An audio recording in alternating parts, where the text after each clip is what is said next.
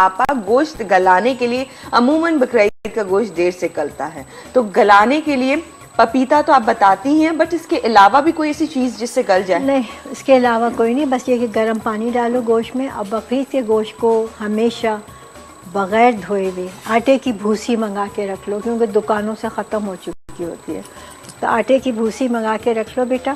اور جیسے تم نے بقرعید کا گوشت گھر میں آیا یا تم نے گھر میں ذبیحہ ہوا ہے اور گھر میں استعمال ہو رہا ہے، تو بغیر دھوئے ہوئے آٹے کی بھوسی گوشت پہ لگاؤ اچھی طرح سے اور چھلنی میں رکھو، اور پھر نیم گرم پانی سے گوشت کو دھو. گوشت میں اتنا سا بھی بلڈ نہیں ہوتا ہے، اتنی سی بھی اسمیل نہیں ہوتی، گوشت کالا نہیں ہوتا.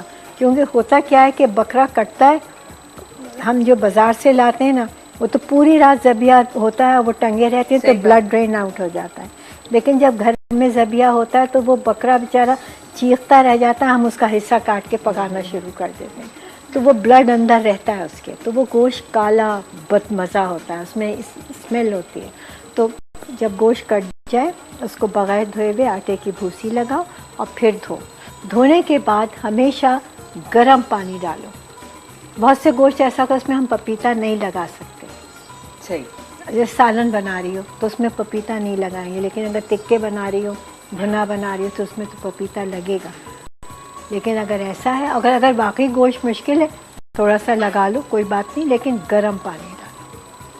ٹھیک ہے، آل رائٹ. بھون کے بھی شروع میں بھی تو گوشت کا ریشہ بہت جلدی گلتا ہے اور گوشت مسالہ اچھے رنگ کا.